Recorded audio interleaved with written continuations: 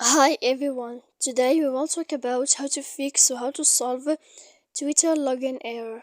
To know how to fix or how to solve a Twitter login error, you should just go to settings like this. You will click. After that, in this page, you will go to apps, default apps, app settings. When you will see this list, you will go down to find the application of Twitter and you will enter.